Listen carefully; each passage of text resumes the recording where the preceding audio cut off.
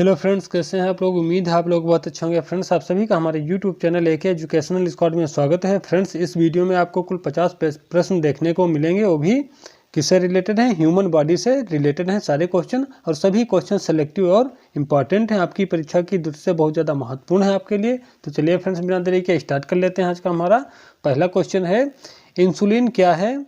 तो इंसुलिन जो होता है एक प्रकार का हार्मोन होता है। ठीक है, इंसुलिन क्या है? एक प्रकार का हार्मोन होता है, और इंसुलिन को मधुसूदनी भी कहा जाता है। ठीक है, इंसुलिन को मधुसूदनी भी कहा जाता है। और क्वेश्चन आ जाता है कि इंसुलिन की कमी से हमारे शरीर के अंदर कौन सा रोग होता है? तो हमारे शरीर के अंदर मधुमेह रोग यानी डायबिटीज, जिसे हम शुगर रोग बोलते हैं, वो हो जाता है। ठीक है, चलिए अगला देखते हैं। प्रश्न नंबर 2, चेचक के टीके की खोज किसने की थी? तो चेचक के टीके की खोज की है एडवर्ड जेनर ने।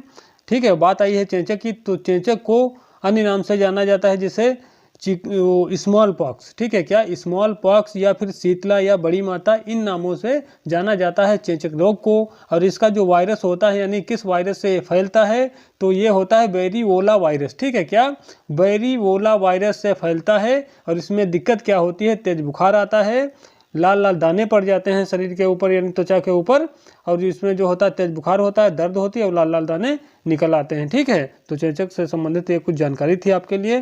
प्रश्न नंबर 3 देख लेते हैं। पीएच मान में पीएच का मतलब क्या होता है? जो पीएच मान होता है, पीएच मान में जो पीएच होता है, इसका फुल फॉर्म क्या होता है? तो इसका फुल फॉर्म होता है पोटेंशियल ऑफ हाइड्रोजन, या फिर कह लीजिए पावर ऑफ हाइड्रोजन। ठीक है, क्या पोटेंशियल ऑफ हाइड्रोजन या फिर पावर ऑफ हाइड्रोजन इनका फुल फॉर्म होता है। और बात करी जाए कि इसकी खोज कब व किसने की थी? तो इसकी खोज जो थी सॉरेनसन ने। ठीक है, सॉरेनसन ने कब करी थी? 1909 में करी थी। ठीक है, पीएच मान की खोज सर्वप्रथम सॉरेनसन ने 1909 में करी थी। और बात आ गई इसकी, तो मैं आपको बता ही देता हूँ। देखो, जो इसको किस तरीके से निकाला जाता है, तो इसे निकाला जाता है यानी जीरो से किसी भी सॉल्यूशन या फिर घोल का पीएच मान कितना हो सकता है? तो किसी भी सॉल्यूशन या फिर घोल का जो होता है मान जो होता है कितना हो सकता है? यानी 0 से 14 तक हो सकता है। ठीक है, अब इसमें क्या होता है? इसमें होता क्या है? यहाँ जो होता है यानी ये मतलब 0 हो गया, फिर 7 हो गया, फिर यानी 0 से 14 तक होता है। ठीक है, 0 से 14 तक होता है। तो 0 से लगाकर 7 तक, ठीक है, यानी 7 से पहले वाला जितना भी होगा उसको क्या बोलेंगे? अम्लीय बोलेंगे। ठीक है, 7 से पहले वाला अम्लीय हो जाएगा। जो 7 होगा ये न्यूट्रल होता है, उदासीन होता है। और 7 के ऊपर वाला यानी 7 के ऊपर 14 तक जितना भी होगा वो क्षारीय होता है। ठीक है, तो इस तरीके से इसका मतलब निकाला जाता है किसी घोल का मतलब अम्लीय है कि क्षारीय है कि उदासीन है, 3 चीज़ें निकाली जाती हैं इसमें। ठीक है, चलिए फ्रेंड्स, उम्मीद कर रहे हैं समझ में आ गया होगा। अगला देखते हैं। प्रश्न नंबर 4, मानव शरीर में वृद्धि हार्मोन का उत्पादन कहाँ होता है? तो वृद्धि हार्मोन का उत्पादन होता है पीयूष ग्रंथि में। ठीक है, कहाँ होता है? पीयूष ग्रंथि में होता है। और पीयूष ग्रंथि जो होती है इसको पीयूष मतलब पीयूषिका या फिर पिट्यूटरी ग्रंथ या फिर मास्टर ग्लैंड के नाम से भी जाना जाता है। और ये मतलब जो पीयूष ग्रंथि होती है, जिसे मास्टर ग्रंथ बोलते हैं या मास्टर ग्लैंड बोलते हैं, ये है एक अंतःस्रावी जो होती है ग्रंथि होती है। और इसका जो वजन होता है, तो वजन जो होता है 0.5 ग्राम। ठीक है, क्या 0.5 ग्राम या फिर 0.6 ग्राम आपको भी कहीं कहीं पर लिखा मिल सकता है। ठीक है, तो ये ध्यान रखना। ठीक है, तो जो पीयूष ग्रंथि होती है इसे हम पिट्यूटरी ग्लैंड, मास्टर ग्लैंड या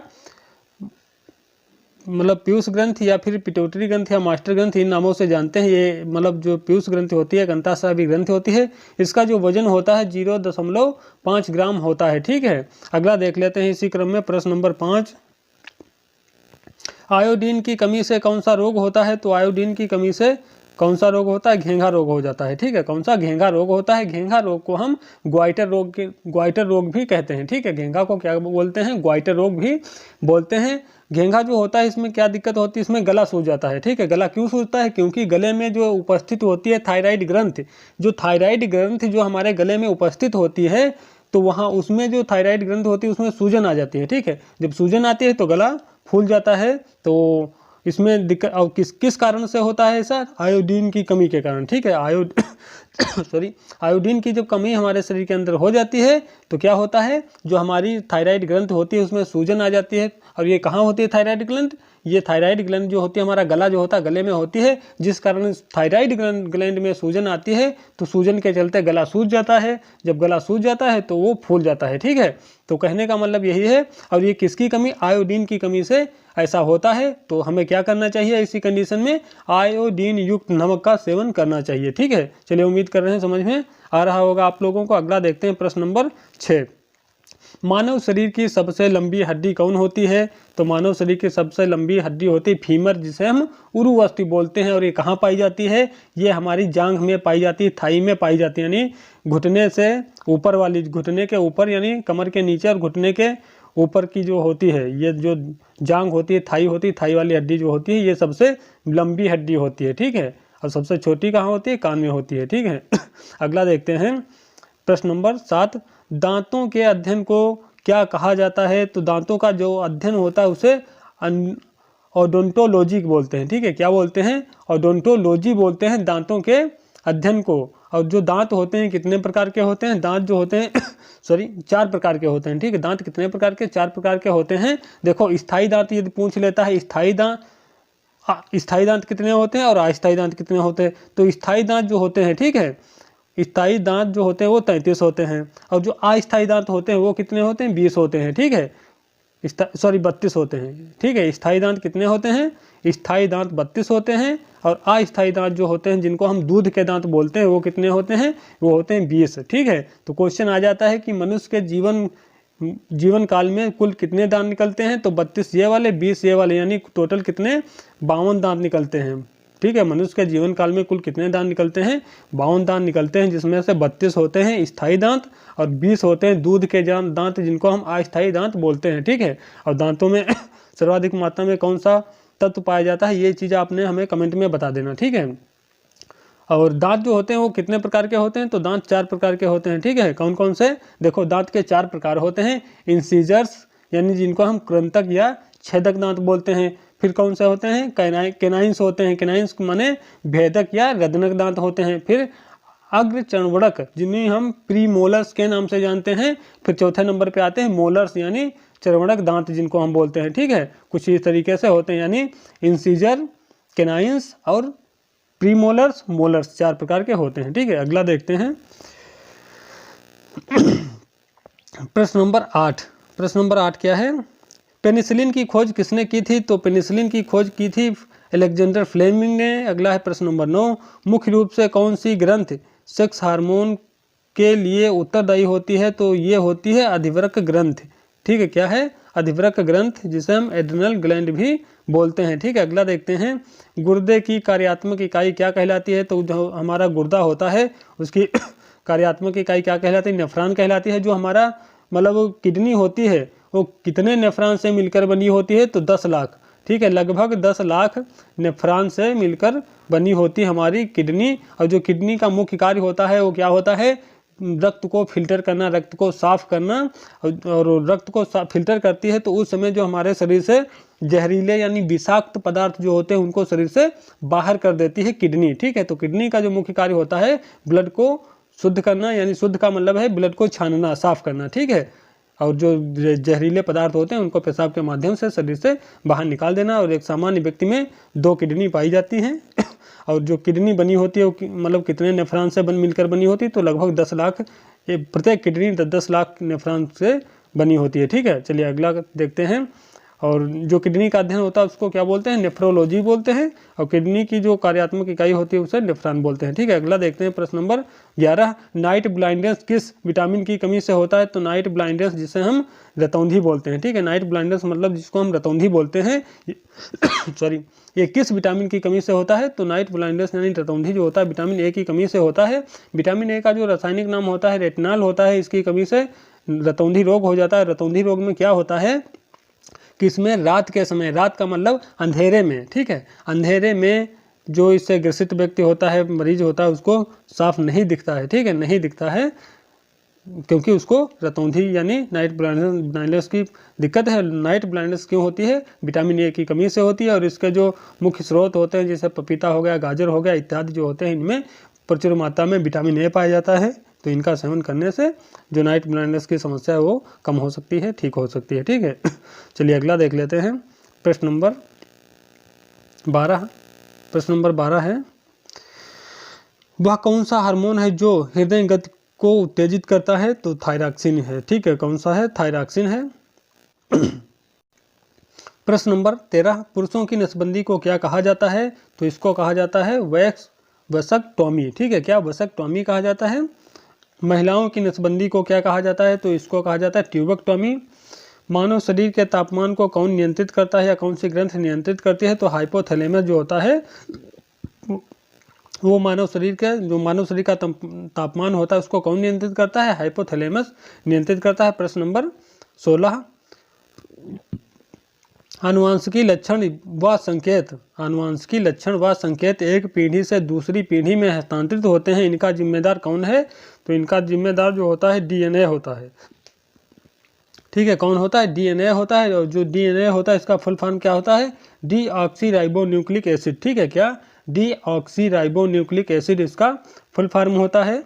प्रश्न नंबर 17, गुणसूत्र का निर्माण किन तत्वों से मिलकर होता है? तो गुणसूत्र जो होते हैं हमारे उनका निर्माण डीएनए और प्रोटीन से मिलकर होता है। प्रश्न नंबर 18, राइबोसोम किस से मिलकर बने होते हैं? तो राइबोसोम जो होते हैं आरएनए और प्रोटीन से मिलकर बने होते हैं। क्या? राइबोसोम। ठीक है, आरएनए और प्रोटीन से मिलकर बने होते हैं। प्रश्न नंबर 19, मानव रक्त का पीएच मान कितना होता है? तो मानव रक्त का पीएच मान होता है 7.4। अगला है, मानव शरीर की सबसे छोटी हड्डी कौन सी होती है? तो स्टेपीज हड्डी होती है और ये कहाँ पाई जाती है? कान में पाई जाती है। अगला है, कोशिका का पावर हाउस किसे कहा जाता है? तो माइटोकॉन्ड्रिया को कोशिका का पावर हाउस कहा जाता है। पीलिया रोग जिसे हम जॉइंडिस रोग बोलते हैं। ठीक है, पीलिया रोग किससे फैलता है? तो ये होता है विषाणु द्वारा। ठीक है, पीलिया रोग यानी जॉइंडिस जो होता है विषाणु यानी वायरस से फैलता है। अगला है, आरएनए का मुख्य कार्य होता है। तो आरएनए जो होता है इसका मुख्य कार्य क्या होता है? प्रोटीन का संश्लेषण करना। और जो आरएनए होता है इसका फुल फॉर्म क्या होता है? Ribonucleic acid. ठीक है, क्या? कुछ इस तरीके से लिखा होता है राइबोन्यूक्लिक एसिड। ठीक है, क्या? एसिड, राइबोन्यूक्लिक एसिड इसका फुल फॉर्म होता है। और जो मतलब डीएनए होता है उसका होता है डीऑक्सीराइबोन्यूक्लिक एसिड होता है, आरएनए का राइबोन्यूक्लिक एसिड होता है। ठीक है, याद रखिएगा। अगला देखते हैं प्रश्न नंबर 24, कीमोथेरेपी का प्रयोग किस रोग में किया जाता है? तो कीमोथेरेपी जो होता है इसका प्रयोग कैंसर के कैंसर की बीमारी में किया जाता है। अगला है 25 नंबर क्वेश्चन, शरीर की सबसे बड़ी ग्रंथि कौन सी होती है? तो शरीर की सबसे बड़ी ग्रंथि जो होती है क्या होती है? यकृत होती है। ठीक है, क्वेश्चन आ जाता है कि लीवर का जो अध्ययन होता है उससे क्या कहते हैं? तो हिपेटोलॉजी कहते हैं। ठीक है, लीवर के अध्ययन को क्या कहते हैं? हिपेटोलॉजी कहते हैं। लीवर का जो वजन होता है 1.5 kg होता है। ठीक है, 1.5 kg होता है। और शरीर में यूरिया का निर्माण कहाँ होता है? तो यकृत यानी लीवर में ही होता है। लीवर को यकृत है, हिपेट है, जिगर है, इन नामों से जाना जाता है। ठीक है, चलिए अगला देख लेते हैं। प्रश्न नंबर 26, शरीर की सबसे छोटी ग्रंथि कौन सी होती है? तो पीयूष ग्रंथि होती है जिसे हम मास्टर ग्लैंड या फिर पिट्यूटरी ग्लैंड बोलते हैं। इसका आकार जो होता है मटर के दाने के आकार का होता है। ठीक है, अगला है प्रश्न नंबर 27 मानव शरीर में ब्लड बैंक के नाम से किसे जाना जाता है? तो इसको जाना जाता है स्प्लीन या प्लीहा को। ठीक है, स्प्लीन या प्लीहा जिसे हम तिल्ली भी बोलते हैं।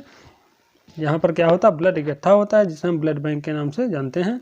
अगला देखते हैं, आरबीसी का कब्रिस्तान किसे कहा जाता है? तो आरबीसी यानी रेड ब्लड सेल्स का कब्रिस्तान किसे कहते हैं? तो प्लीहा यानी स्प्लीन को कहते हैं। अगला देखते हैं प्रश्न नंबर 29, नवजात शिशु में कितनी हड्डियां पाई जाती हैं? तो नवजात जो शिशु होता है उसमें लगभग 300 हड्डियां पाई जाती हैं। और जो एक वयस्क व्यक्ति होता है उसमें 206। ठीक है, कितनी? 206 हड्डियां पाई जाती हैं। ठीक है, प्रश्न नंबर 30, मानव शरीर में पित्त का निर्माण कहाँ होता है? तो मानव शरीर में पित्त का जो निर्माण होता है वो कहाँ होता है? यकृत में होता है, लीवर में होता है, ठीक है। सॉरी, लीवर में होता है। और इस मतलब निर्माण तो इसका लीवर में होगा, यकृत में होगा, लेकिन ये धीरे धीरे रिस्टोर कहाँ हो जाता है? पित्ताशय में होता है रिस्टोर, ठीक है। अगला देखते हैं, मानव शरीर में पित्त कहाँ इकट्ठा होता है? तो मानव शरीर में जो पित्त होता है पित्ताशय में इकट्ठा होता है। दो न्यूरॉन के बीच के गैप को क्या कहा जाता है? तो सिनेप्स गैप कहा जाता है। अगला है, पीनियल ग्रंथ कहाँ पाई जाती है? तो पीनियल ग्रंथ मस्तिष्क में पाई जाती है। गर्भ निरोधक गोलियों में कौन सा हार्मोन पाया जाता है? तो गर्भ निरोधक गोलियों में एस्ट्रोजन और प्रोजेस्टेरोन, ठीक है। क्या? एस्ट्रोजन और प्रोजेस्टेरोन हार्मोन्स जो हैं वो पाए जाते हैं किसमें? गर्भ निरोधक जो गोलियां होती हैं उसमें, ठीक है। अगला देखते हैं प्रश्न नंबर 35, हमारे शरीर की सबसे बड़ी मिश्रित ग्रंथि कौन सी होती है? तो अग्न्याशय होती है। पुरुषों के सेक्स हार्मोन को क्या कहा जाता है? तो इसको कहते हैं टेस्टोस्टेरोन, ठीक है। क्या? टेस्टोस्टेरोन कहा जाता है पुरुषों के सेक्स हार्मोन को। अगला है प्रश्न नंबर 37, रक्त में किसकी उपस्थिति के कारण रक्त नहीं जमता है? यानी कहने का मतलब यही है कि जो हमारा शरीर है, हमारे शरीर में जो ब्लड होता है क्यों नहीं जमता है, उसका क्या कारण है, जबकि शरीर के बाहर आते ही ब्लड जम जाता है, ठीक है। तो शरीर के अंदर ऐसी कौन सी चीज़ उपस्थित होती है जिस कारण हमारे शरीर के अंदर ब्लड जो जब तक रहता है तब तक नहीं जमता है? तो इसकी महत्वपूर्ण भूमिका निभाता है हेपरिन, ठीक है। हेपरिन की उपस्थित होने के कारण शरीर के अंदर जो ब्लड होता है वो नहीं जमता है, सर्कुलेट किया करता है। अगला देखते हैं प्रश्न नंबर 38, रक्त में कौन सी धातु पाई जाती है? तो रक्त में जो होता है लोहा यानी आयरन जो होता है वो पाया जाता है, ठीक है। प्रश्न नंबर 39, रक्त का थक्का जमने में कौन सा विटामिन सहयोग करता है या मदद करता है? तो विटामिन के जो है वो मदद करता है रक्त का थक्का बनाने में। अगला है प्रश्न नंबर 40, मानव मस्तिष्क का वजन कितना होता है? तो मानव मस्तिष्क का जो वजन होता है 1350 ग्राम औसतन होता है, ठीक है। कितना? 1350 ग्राम होता है। अगला है, ग्रीन हाउस प्रभाव के लिए कौन सी गैस जिम्मेवार होती है? तो सर्वाधिक कार्बन डाइऑक्साइड जो होती है ये जिम्मेदार होती है, इसी कारण हमारे जो ज़मीन होता है उसका टेम्परेचर अधिक रहता है। अगला देखते हैं, आनुवांशिकी का पितामह किसे कहा जाता है? तो ग्रेगर जॉन मेंडल को आनुवांशिकी का पितामह कहा जाता है। और इन्होंने सबसे पहले अपना प्रयोग किस पौधे पर किया था? तो मटर के पौधे पर किया था। अगला देखते हैं प्रश्न नंबर 43, मांसपेशियों में किसके जमाव के कारण थकान का एहसास होता है? तो लैक्टिक एसिड के कारण जमाव, जब मतलब लैक्टिक एसिड का जब हमारी मांसपेशियों में जमा हो जाता है तो हमें क्या होता है कि मांसपेशियों में थकान लगती है, ठीक है। अगला देखते हैं प्रश्न नंबर 44, चूहा मार दवा में किस रसायन का प्रयोग किया जाता है? तो मतलब यही है कि चूहा मार जो दवाई होती है उसमें जिंक फास्फेट का प्रयोग किया जाता है। अगला देखते हैं, रक्त समूह की खोज किसने की थी? तो रक्त समूह की खोज की थी कार्ल लेडी-स्टीनर ने, ठीक है। न्यूट्रॉन की खोज किसने की थी? तो न्यूट्रॉन की खोज की थी चैडविक ने। अगला है, एलपीजी का मुख्य घटक क्या है? तो एलपीजी का जो मुख्य घटक होता है ब्यूटेन होता है, और इसका जो फुल फॉर्म होता है क्या होता है? लिक्विफाइड पेट्रोलियम गैस इसका फुल फॉर्म होता है, ठीक है। क्या? लिक्विफाइड पेट्रोलियम गैस, जो कि रसोई गैस होती है खाना बनाने वाली। अगला देखते हैं, सर्वप्रथम किस वैज्ञानिक के आवर्त सारणी रिपीट करता हूँ, सर्वप्रथम किस वैज्ञानिक ने आवर्त सारणी का निर्माण किया था? तो मेंडलीफ ने किया था। अगला है प्रश्न नंबर 49, मनुष्य की लार में कौन सा एंजाइम पाया जाता है? तो मनुष्य की लार में टाइलिन एंजाइम पाया जाता है। प्रश्न नंबर 50 देख लेते हैं, मानव शरीर की सबसे बड़ी कोशिका कौन सी होती है? तो मानव शरीर की सबसे बड़ी कोशिका तंत्रिका कोशिका होती है, ठीक है। तो फ्रेंड्स, ये कुछ प्रश्न थे, उम्मीद करें सारे प्रश्न आपको पसंद आए होंगे, समझ में आए होंगे। ये वीडियो अच्छा लगा है तो अपने यार दोस्तों में शेयर कर दीजिए। ये चैनल पर नए हैं, चैनल को सब्सक्राइब करिए, लाइक करिए, और मिलते हैं कल फिर एक नए वीडियो में नए टॉपिक के साथ में। तब तक के लिए जय हिंद, जय भारत।